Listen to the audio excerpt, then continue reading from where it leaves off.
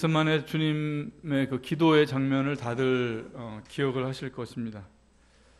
예수께서 나가사 수건을 쫓아 감람산에 가심에 제자들도 쫓았더니 그곳에 이르러 저희에게 이르시되 시험에 들지 않기를 기도하라 하시고 저희를 떠나 돌 던질 만큼 가서 무릎을 꿇고 기도하여. 예수님의 이 감람산 겟세마네 동산에서의 기도하시는 주님의 모습이 그려지죠. 여기 보면은 제자들로부터 돌 던질 만큼 가셨다, 이렇게 말씀이 되어 있습니다. 그 이스라엘에 보면 길이를 나타내는 단위로 규빗이라든지 아니면 에스겔서나 요한계시록에 보면 장대나 갈대 등 이런 단위가 있었습니다. 겟세마네 동산에서 제자들과 예수님의 거리를 나타낼 때 이런 길이 단위를 안 썼어요. 돌 던지면 닿을 만큼의 자리로 가셨다. 저는 이 말씀에서 어떤 영감을 좀 받은 것을 나눈 적이 있었습니다. 주님께서 제자 시몬을 베드로라고 부르셨는데 이 베드로라는 말을 우리말로 바꾸면 돌이라는 뜻입니다. 이스라엘 백성이 요단을 건널 때 그 강 바닥에 돌을 놓게 하셨고 또 강 바닥에서 취한 돌 10돌을 취해서 길갈에 세우라고 하셨습니다. 묻힌 돌은 애굽에 종살이 하던 이스라엘이고 올라온 돌은 젖과 꿀이 흐르는 땅, 즉 약속 안으로 들어온 하나님의 백성을 가리킵니다. 베드로전서 2장에는 예수님을 가리켜 산돌이라고 하셨고 성도들 역시 산돌들이라고 했습니다. 이런 구절들을 통해서 보면 돌 던질 만큼에서 이 돌이 사람을 의미할 수 있는 것입니다. 던진다는 것은 무슨 뜻일까? 성경에서 사람에게 던져진다는 그런 표현이 쓰일 때는 주로 고난과 관련돼서 쓰였습니다. 시편 102편에 나는 죄를 양식같이 먹으며 나의 마심에는 눈물을 섞어 싸우니 이는 주의 분과 노를 인함이라. 주께서 나를 드셨다가 던지셨나이다.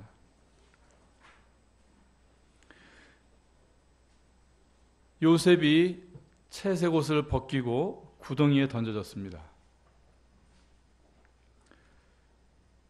사랑받는 아들에서 타국인의 종으로 던져졌습니다. 그리고 또다시 종에서 감옥의 죄수로 던져졌습니다. 욥이 또한 영문도 모르고 시험 가운데 던져졌고 예레미야가 하나님 말씀대로 예언하다가 물 없는 구덩이에 던져졌습니다. 다윗이 왕궁에서 광야로 던져졌습니다. 돌은 발이 없습니다. 돌이 어디로 가야 한다면 그건 누군가의 손에 의해서 되는 것입니다.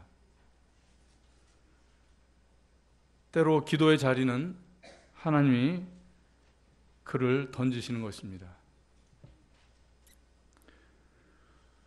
거듭된 유혹 앞에 순결하였고 하나님도 칭찬하는 경건한 삶을 살았고 목숨을 걸고 하나님의 말씀을 대언하고 또 골리앗과 싸워 이겨서 주님의 명예를 높인 일들, 상도 모자랄 그런 일들을 했던 이 사람들이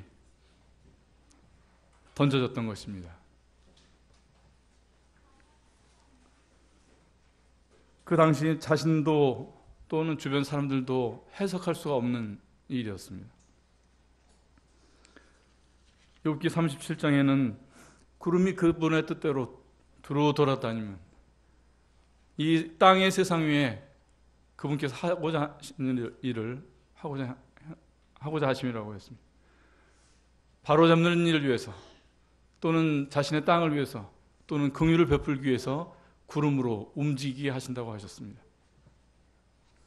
하늘의 구름 한 조각이 움직이는 것도 하나님의 의도가 그 뒤에 있다고 하는 것입니다. 그것이 바로잡음을 위한 것일 수도 있고 자신의 땅을 위한 것일 수도 있고 또는 긍휼을 베풀기 위한 것일 수도 있다는 것입니다. 사람에게 일어난 일에는 다중적인 의미가 있습니다. 단순한 구도로 해석을 하거나 말하는 것을 삼가해야 합니다. 재앙은 티끌에서 일어나는 것이 아니요 고난은 흙에서 나는 것이 아니라, 재앙이 티끌이나 흙에서 나는 것이 아니라는 것은 사람이 만나는 고난이 하늘의 경륜이 있다고 하는 것입니다.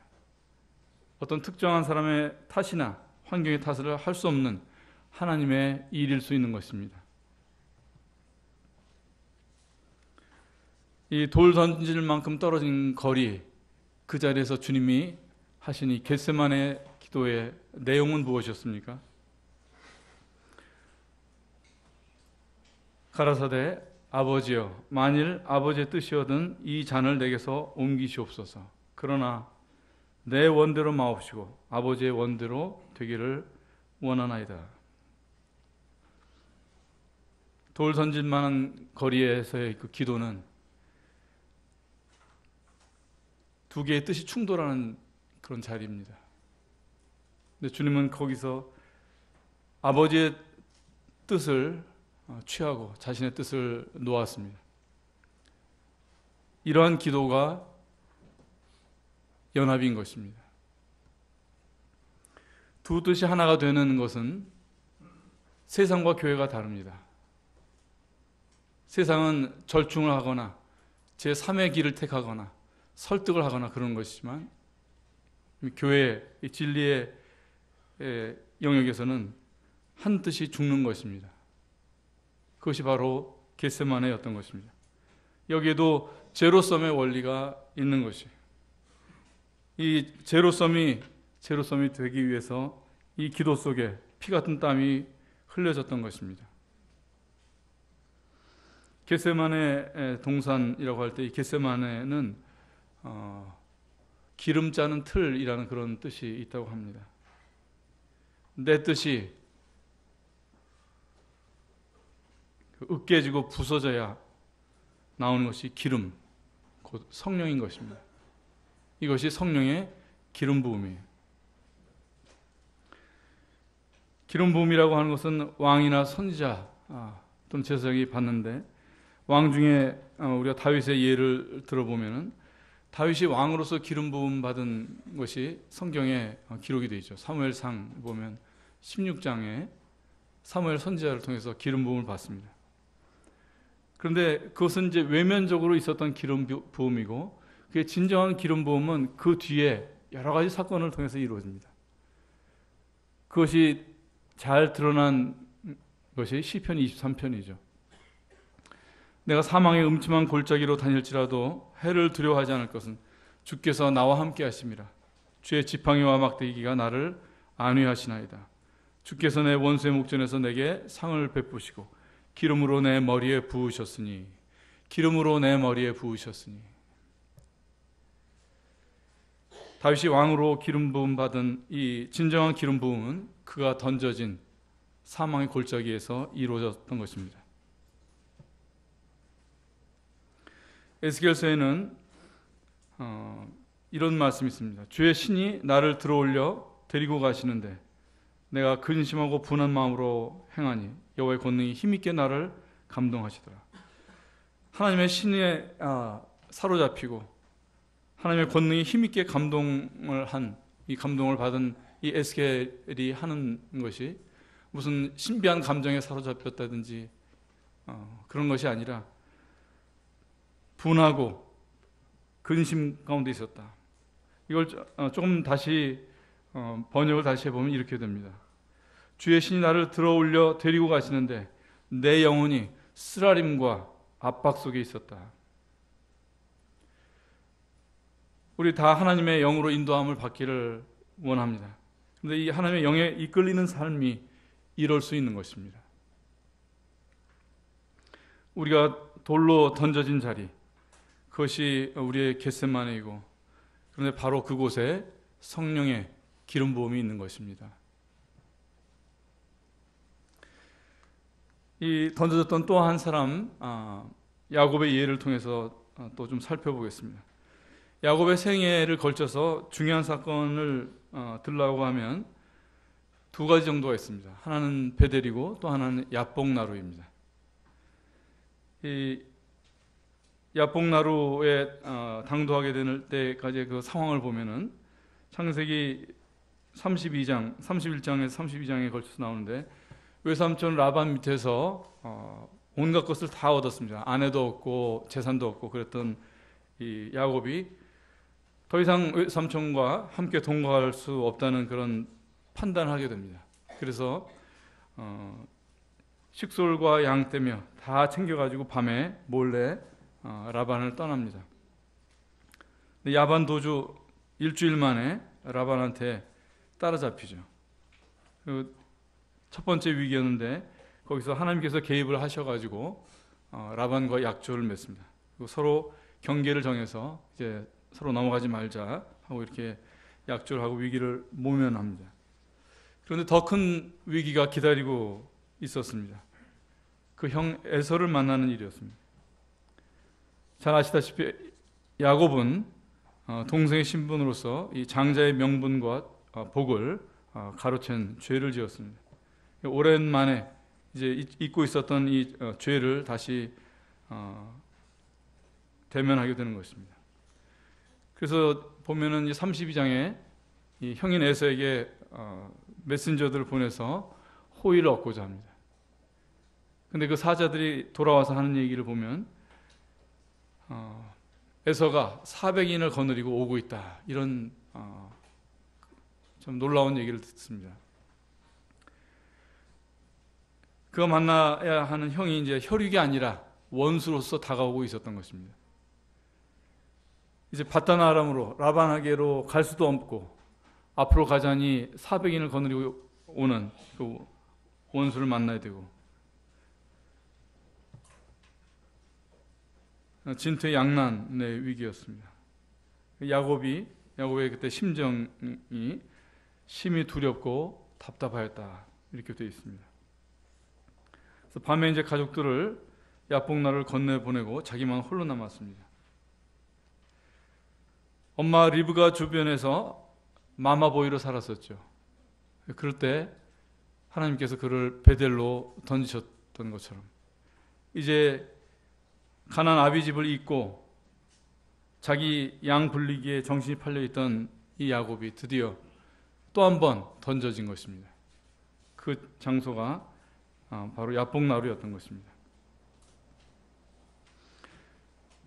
창세기 32장에 보면은 그날 밤에 하나님과 야곱 사이에 있었던 싸움에 대해서 말씀이 있습니다.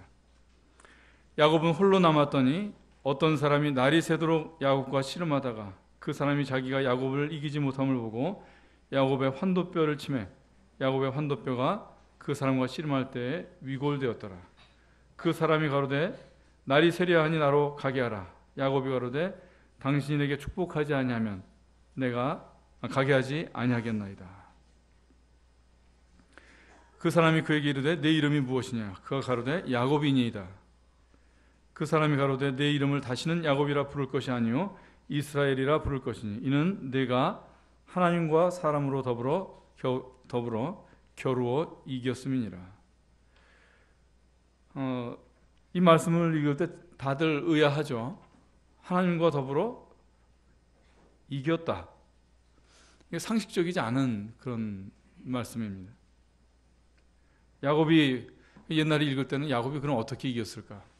업어치기를 했을까? 들배지기 기술을 했을까? 여기 보면 날이 새기 전에 이미 환도뼈가 탈골 됐다고 그랬잖아요. 이거는 우리가 그렇게 상상하는 그런 이김이 아니었던 것입니다. 어떤 뜻이 숨어 있겠죠. 이 말씀만, 이 사건 안에 하나님을 야곱이 이겼다는 것에 대해서 설명해 주는 말씀이 호세아서에 있습니다. 호세아서를 한번 다 찾아보겠습니다. 호세아서 12장 1267페이지 12장 3절 야곱은 태에서 그 형의 뒷 발꿈치를 잡았고 또 작년에 하나님과 힘을 겨루되 이게 창세기 32장에 있었던 그 씨름을 말하죠. 4절 천사와 힘을 겨루어 이기고 울며 그에게 간구하였으며 하나님은 베델에서 저를 만나셨고 거기서 우리에게 말씀하셨나니.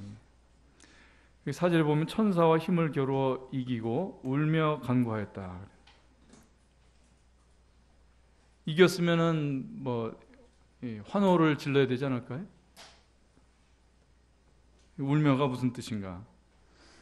근데 이거를 이제 영어 성경으로 보면, 영어 성경으로 한번 보시기 바랍니다. 여기 보면은 천사와 힘을 겨루어 이기고 하고 그 울며 사이에 콜론이 있어요. 콜론 점 2개 찍는 거, 그걸 콜론이라고 하는데, 이 콜론이란 문장 기호가 뜻하는 바는 무엇이냐면은 뒤에 나온 것이 앞의 내용을 설명한다는 뜻입니다.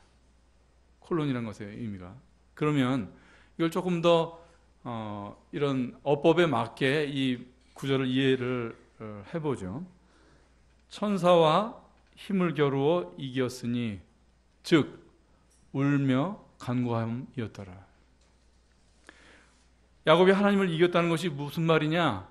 울었다고 하는 것입니다. 간구했다고 하는 것입니다. 사람이 하나님을 이기는 길이 있는데 울며 간구하는 것이라고 하는 것입니다. 하나님의 구하시는 제사는 상한 심령이라. 하나님이여 상하고 통회하는 마음을 주께서 멸시치 아니하시리다.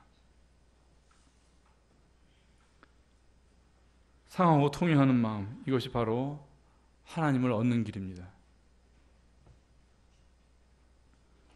에서의 원한과 분노를 마주 대해야 되는 이 중압감과 400인의 그 무력 앞에 목이 조여오는 그 두려움, 이거는 그가 잘 선물을 준비했어도 이 중압감과 이 두려움은 떨칠 수 없었습니다. 그리고 자기 식솔과 때를 분산시키는 꾀로도 해결할 수 없었습니다. 이 야복나루를 걷는 그 힘은 눈물과 간구였습니다. 창세기 32장에 그 이어지는 말씀에 보면 그가 분해를 지날 때 해가 돋았고 그 환도뼈로 인하여 절었더라. 위로 돋은 해와 절뚝발이, 야곱 위로 떠오른 그 해는 여호와 하나님, 곧 주님이십니다. 해가 떠올랐다고 하는 이 말씀은 그 절망과 죽음의 밤이 지났다는 것, 그리고 이제 빛 아래서 사는 존재가 되었다는 것을 상징적으로 말씀해주고 있습니다. 그러나 이제 야곱은 그 전날까지는 멀쩡했지만 이제는 절뚝발이입니다. 하나님을 이기는 흔적은 망가진 모습 속에 있는 것입니다.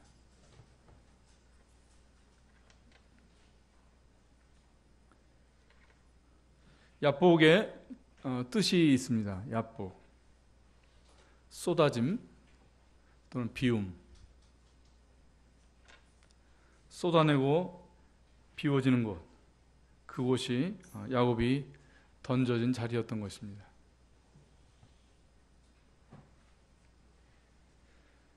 이 고난의 문제가 비단 성경의 인물들에게만 해당되지 않습니다.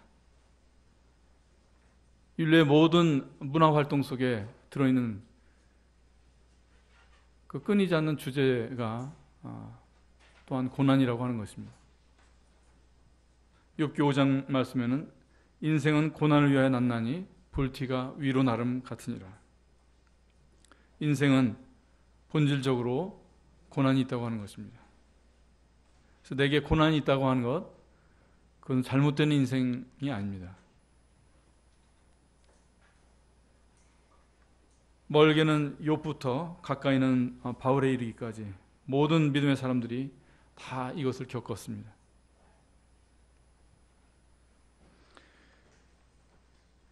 히브리서 12장은 이 성도가 만나는 이 고난의 뜻과 목적이 아주 상세하게 말씀이 되어 있습니다.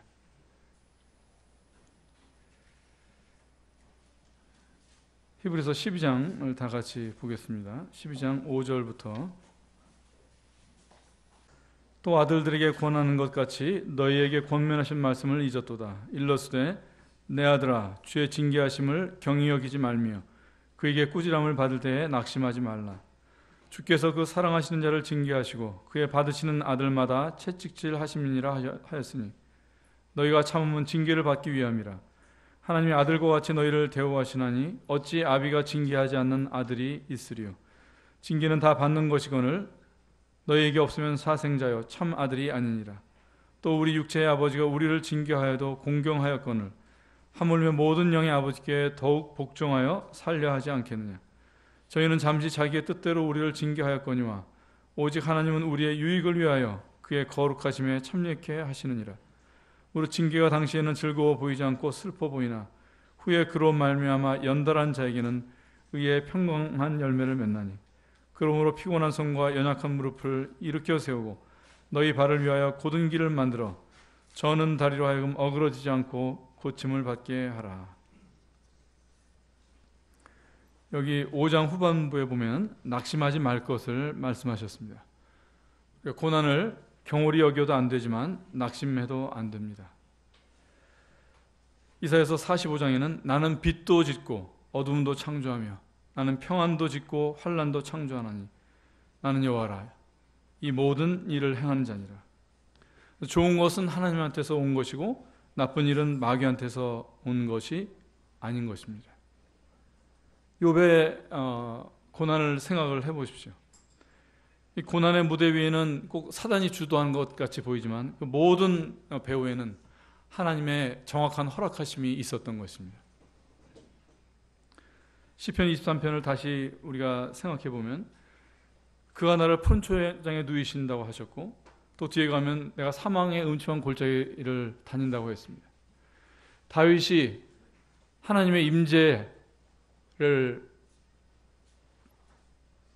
느끼고 또 하나님의 안위를 받은 곳은 빛나는 초장도 있지만 사망의 골짜기도 있는 것입니다.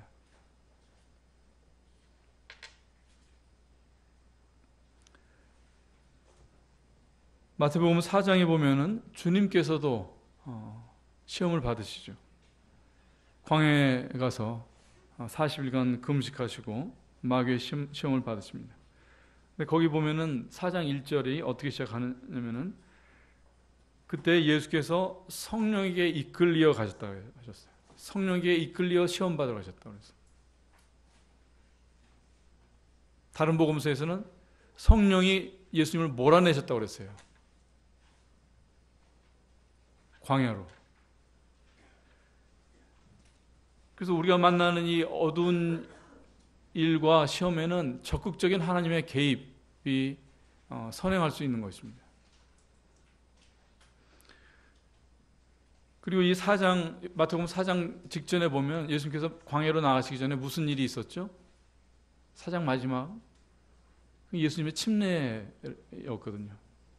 예수님께서 침례를 받으신 다음에 물에서 올라오실 때 그때 하늘에서부터 음성이 나서 이는 내 사랑하는 아들이요 내 기뻐하는 자라는 그런 인증을 받습니다. 다시 말해서 예수님께서 시험 받으신 것이 하나님의 아들로 공개적으로 인증된 다음에 이어진 일이라고 하는 것입니다.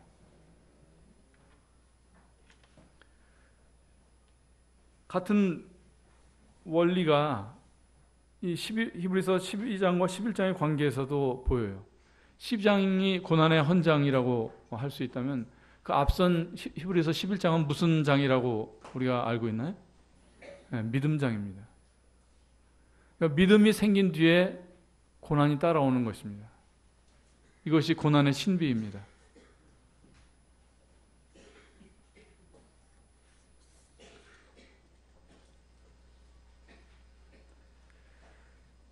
예레미야 20장에는 의인을 시험하사 그 폐부와 심장을 보시는 만군의 여호와예요. 그래서 우리는 이 의인에 대해서 물론 우리가 마지막 심판을 받지 않습니다. 그것이 의인입니다. 그러나 또 하나 의인의 또 한 측면은 하나님께서 적극적으로 이 의인들을 시험하시고 단련하신다고 하시는 것입니다.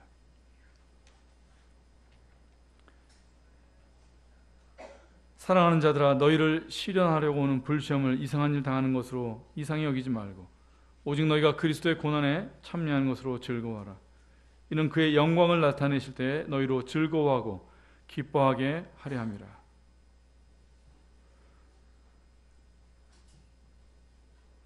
우리가 그리스도 없는 알맹이 없는 신앙을 지푸라기나 나무 조각으로 성경에 말씀하고 계십니다.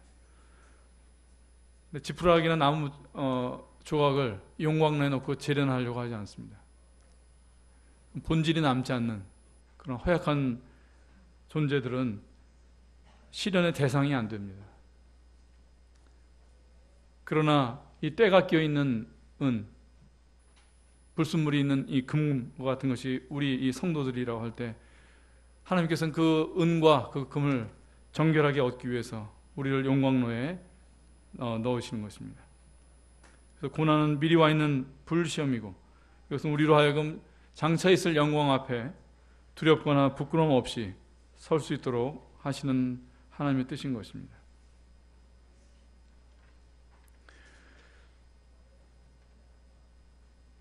고난이 왜 사람에게 필요할까? 우리가 예수 그리스도의 이 보혈의 공로를 믿은 것으로 다 된 것이 아닐까요? 그렇지 않은 것입니다. 이 고난이 우리가 예수 그리스도의 십자가에 대한 믿음으로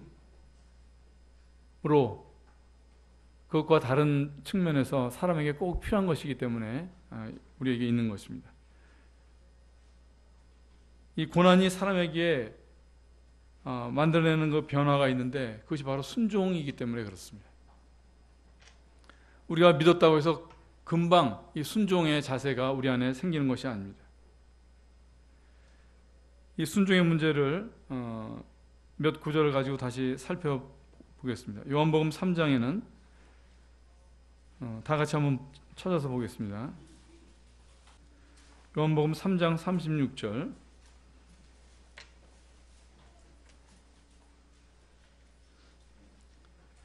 아들을 믿는 자는 영생이 있고 아들을 순종치 아니하는 자는 영생을 보지 못하고 도리어 하나님의 진노가 그 위에 머물러 있느니라. 자, 아들을 믿는 자가 앞에 나오고 이 아들을 믿는 자와 반대가 되는 그 대꾸를 이루려면은 그 다음에 아들을 안 믿는 자는 영생을 보지 못하고 이렇게 나와야 될 것 같은데 말씀은 어떻게 되어 있습니까? 순종치 아니한다. 순종치 아니하는 자. 그러니까 믿지 않는 것을 어떻게 정의를 하시느냐면 순종치 않는 것으로 정의를 하시는 것입니다. 순종은 믿음의 동의어인 것입니다. 믿음이 뭔가를 깨우치고 알고 납득하고 그러는 것이라면 좋으련만 그렇지 않은 것입니다.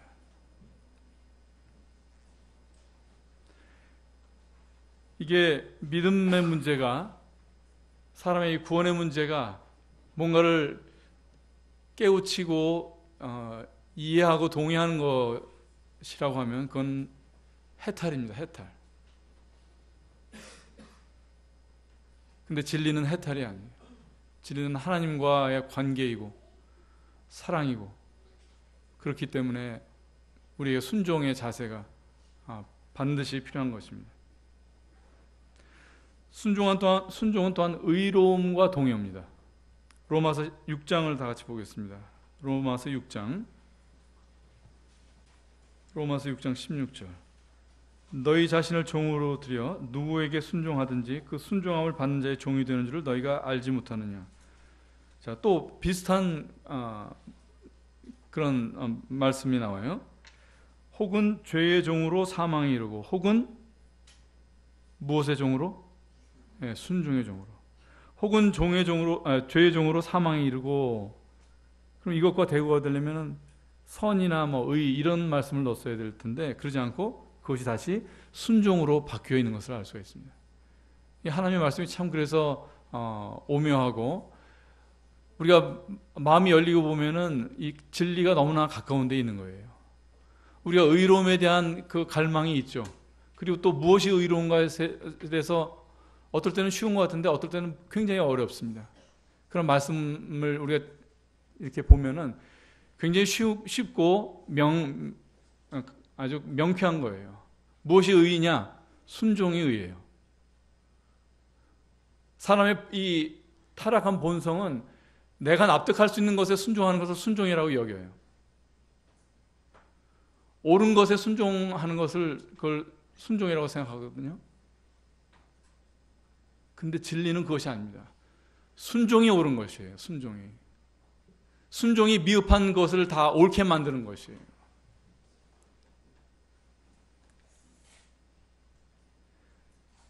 그 순종이 성도가 구원을 받은 다음에 비로소 육신을 벗는 그 할례가 바로 이 순종입니다.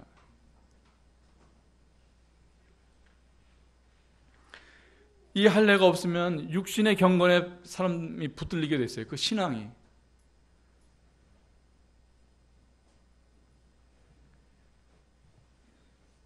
우리 사울 왕의 예를 보면은 이 사람은 왕위에 올랐지만은 버림받은 실패한 왕입니다. 우리가 신앙을 추구한다고 하는 사람들이 갈 수 있는 굉장히 훌륭한 지점까지 가지만 빠질 수 있는 아주 그 교묘하고 은밀한 이 우리 실패의 모습이 바로 이 사울의 모습에 있어요. 사울이 아말렉을 진멸하고서 하나님께서 말씀하신 것을 경홀히 여기고 자기 임의대로 제사를 드리지 않습니까? 뭐 나쁜 일을 한 것도 아니었죠. 제사를 드린 거예요. 근데 사무엘이 뭐라고 합니까? 여호와께서 번제와 다른 제사를 그 목소리 순종하는 것을 좋아하신 것 같이 좋아하시겠나이까? 순종이 제사보다 낫습니다. 사울은 수양의 기름과 번제와 제사는 있었지만 순종하지 않았습니다. 믿음은 사실 경건의 문제보다 더 중요한 것이 앞서는 것이 주권의 문제입니다. 경건은 하나님의 영이 아니고서도 자의적으로 할 수 있어요. 경건은. 경건한 사람이 기독교 안에만 있나요? 그렇지 않아요. 얼마든지 하나님 없이도 경건할 수 있는 것이 사람입니다.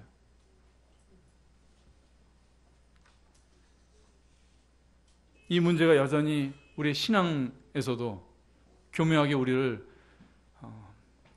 끌고 갈 수가 있습니다.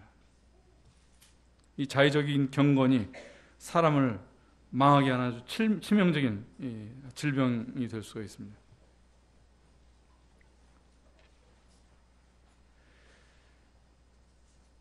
그래서 그 믿음이 정말 하나님께 대한 바른 태도인지 그것은 어려운 상황에서 확인이 되게 돼 있습니다. 그래서 우리가 납득할 수 있는 어떤 상황이라든지 내가 마음에 동의가 되는 그런 것을 통해서 그 믿음이 확인되지 않아요.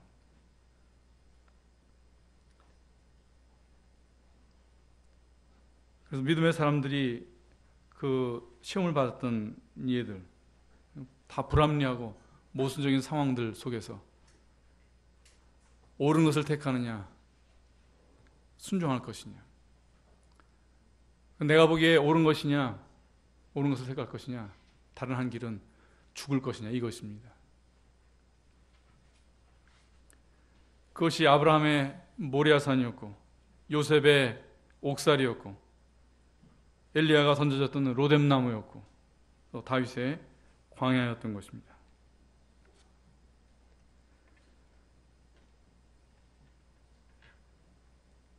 순종은 그래서 그 고난을 바르게 받아들이고 있다는 것에 대한 증거가 됩니다.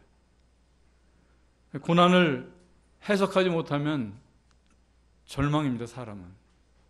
그렇지 않겠어요? 우리가 기쁜 일이 많은가요? 슬픈 일이 많은가요? 뉴스를 보세요. 거기 들을 만한 것이 있나요?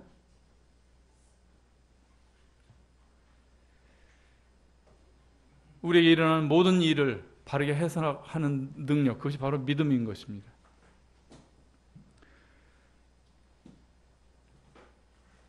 이런 믿음의 선진들만 순종이 요구됐던 것이 아니고 심지어는 예수님도 순종을 요구받았습니다. 그리스도께서는 친히 육체로 거하는 동안에 자기를 죽음으로부터 능히 구원하실 분에게 강한 부르짖음과 눈물로 기도와 간구를 드리셨고 또 친히 두려워하셨으므로 하나님께서 그것을 들어주셨느니라. 그분께서 아들이실지라도 고난 받으신 일들로 말미암아 순종하기를 배우사. 주님도 배워야 하실 것이 있었는데 그것이 순종이라고 하는 것이었습니다. 그리고 그것은 사유를 통해서가 아니라 고난을 통해서 배워야 했던 것입니다. 그래서 인자로서의 이 주님의 이 생애는 눈물 골짜기였습니다. 시편이 주님의 눈물 골짜기예요. 근데 감사한 것은 시편 84편에 보면 주께 힘을 얻고 그 마음에 시온의 대로가 있는 자는 복이 있나이다. 저희는 눈물 골짜기로 통행할 때 그곳으로 많은 샘의 곳이 되게 하며 이른 비도 은택을 입히나이다. 감사한 것은 이 눈물 골짜기가 많은 샘의 곳이 되게 하셨다고 하는 것입니다. 그래서 우리가 시편을 보게 되면 거기 주님의 눈물을 보게 되고 거기서 우리가 이 힘을 얻고 갈증을, 영혼의 갈증을 해소하게 되는 것입니다. 이 비슷한 이 눈물의 골짜기를 간 이 요셉의 경우를 보면 요셉이 그 자기를 구덩이에 던져 넣었던 형제들을 만났을 때 형제들이 두려워하죠. 요셉이 그 보복을 할까 봐서. 근데 요셉이 그때 하는 말이 이렇게 되어 있습니다. 당신들이 나를 이곳에 팔았으므로 근심하지 마소서. 한탄하지 마소서. 하나님의 생명을 구원하시려고 나를 당신들 앞서 보내셨나이다.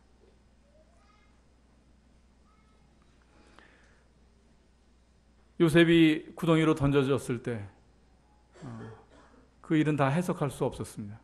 그러나 많은 시간이 지난 뒤에 요셉은 이 일에 대한 그 하나님의 경륜을 다 이해를 했던 것입니다. 그래서 혹시 보복을 당할까 봐 두려워하고 있는 그 믿음 없는 형제들을 향해서 이렇게 용서의 말을 할 수가 있었던 것입니다. 요셉이 처했던 그 비천한 자리들, 종이 되었고 또 감옥에 수인이 된 그 비천한 자리, 또는 물 없는 구덩이에 들어갔던 선지자, 또 이 사망의 골짜기, 이런 우리가 던져진 그곳에 가게 되면 놀랍게도 거기 먼저 와 있는 이 사람들을 우리가 만나는 것입니다. 요셉을 만나고 엘리야를 만나고 또 다윗을 만나게 됩니다.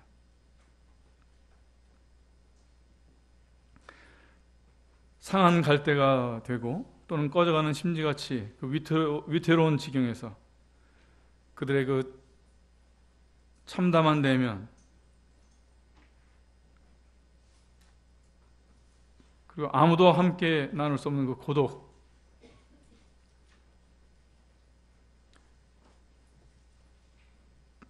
그리고 그 신음 같은 기도를 듣게 될 때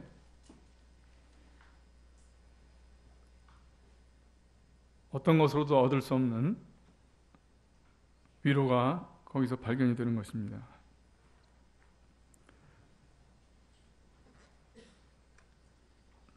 그리고 더 이상 액자 속에 계신 하나님이 아니라 생생하게 이 시간에, 이 현장에 나와 상관하시는 존재로서의 예수 그리스도를 만나게 됩니다. 그것을 임마누엘이라고 하는 것입니다. 구원은 거기 있는 것입니다. 비로소 자아를 이기는 경험을 하게 되고 비로소 그 마음에 품는 소망이 정결하게 되는 것입니다. 제가 오래전에 봤던 어떤 성도님의 시입니다. 아마 다른 형제님들도 많이 보셨을 텐데 한번 읽어보고자 합니다. 나는 울었네. 까만 밤을 하얗게 세운 기러기처럼. 나는 울었네. 정한의 바다를 건너 슬픔의 언덕을 넘어 지고지순한 주님의 사랑을 알기 위해. 나는 울었네. 영혼이 찢기고 상하는 아픔을 넘어 이름으로 소유한다는 작은 진리를 배우기 위해. 나는 울었네. 하늘이 무너지고 땅이 쓰러져도 주님은 나를 버리지 아니하시고 떠나지 않으신다는 진리를 배우기 위해. 나는 울었네. 이 세상도 그 정욕도 지나가되 오직 하나님의 뜻을 행함만이 영원한 것을 깨닫기 위해. 나는 울었네. 주님 뵐 빛나는 새 아침을 맞이하기 위해 밤은 어둡고 고통스러워야 한다는 것을 깨닫기 위해.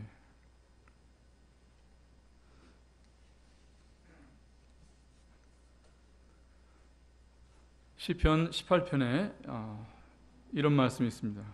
그분께서 어둠을 자신의 은밀한 처소로 삼으셨으니. 하나님이 빛 속에 계셔야 될 것 같은데 왜 어둠을 처소로 삼으셨을까?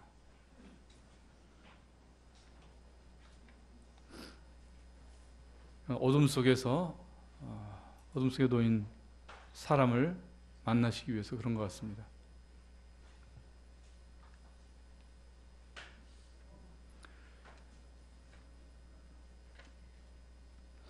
내가 혹시 말하기를 흑암이 정녕 나를 덮고 나를 두른 빛은 밤이 되리라 할지라도 주에게서는 흑암이 숨기지 못하며 밤이 낮과 같이 비추나니 주에게는 흑암과 빛이 일반이니이다. 우리가 밝음 속에 있다가 어둠을 만나게 되면 너무나 당황스럽고 생경하고 우리가 있었던 그 빛의 상태에 대한 그로 돌아가고 싶은 간절한 그런 마음이 생깁니다. 그런데 그 어둠 속에 있다가 보면 이 어둠이 빛과 다름이 없구나 하는 그런 것을 깨닫게 됩니다. 그래서 내게 빛이 있느냐 흑암이 있느냐가 문제가 아니라 내게 주님이 계시냐 안 계시냐가 그 상황을 결정하는 것입니다. 바로 그것이 다윗이 시편 23편에서 내가 부족함이 없다 하고 말한 그 내용인 것입니다.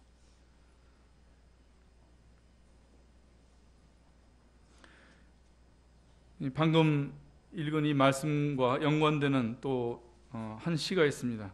지난주에 장보검 형제님이 주보에 실어주신 것 같은데 그 안토니 그로브스 형제님이라는 분의 시입니다.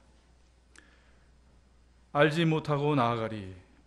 안다면 감히 그렇게 가지 못하리.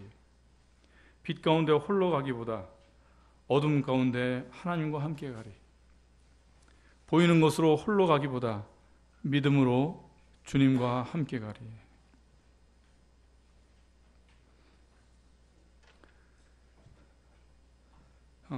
오늘 주님이 가셨던 그 겟세마네 동산,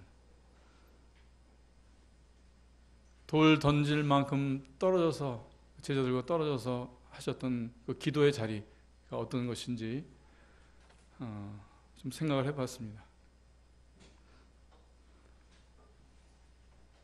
한쪽에는 제자들, 한쪽에는 예수님. 이 한쪽은 눈이 무거워서 자고 있었습니다. 한쪽은 피 같은 땀을 흘리면서 기도하고 있었습니다. 우리 혹시 영적인 눈이 무거워 졸고 있지는 않은 거예요.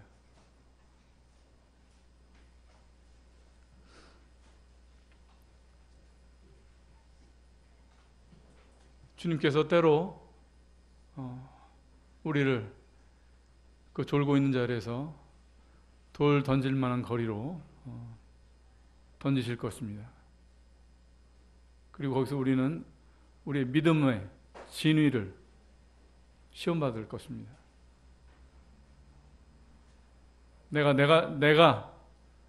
내가 생각하는 하나님을 추구하고 여전히 내 주권이, 그 주권이 나한테 있는지, 아니면 하나님을 하나님으로 알고 있는지,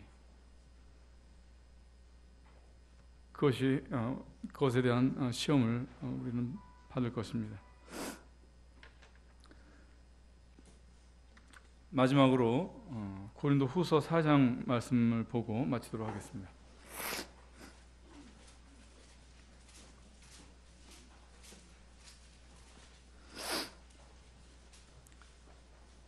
고린도 후서 4장 10절,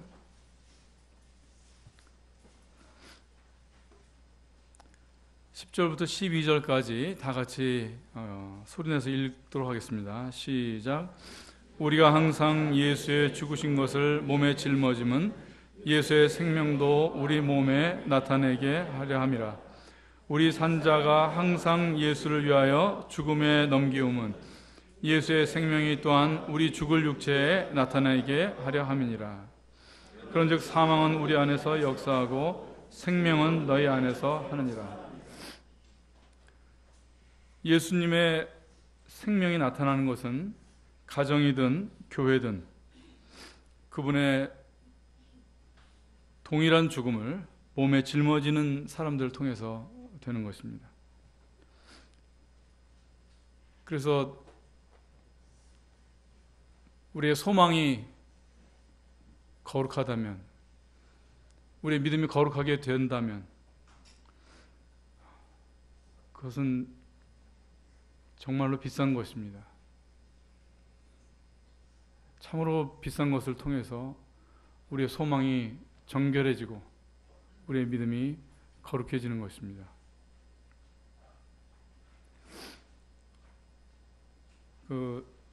12절 보면 그런즉 사망은 우리 안에서 역사하고 생명은 너희 안에서 하느니라.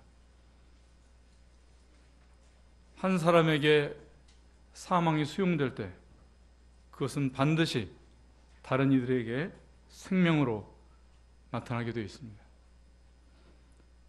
예수님의 십자가가 모든 사람에게 생명의 사역이 된 것처럼 이제 한 알의 밀알이 된 효정자면 우리 가운데 풍성한 생명으로 나타날 것입니다. 가족들의 거룩한 생명으로 피어나고 또 교회의 거룩한 믿음으로 피어날 것입니다.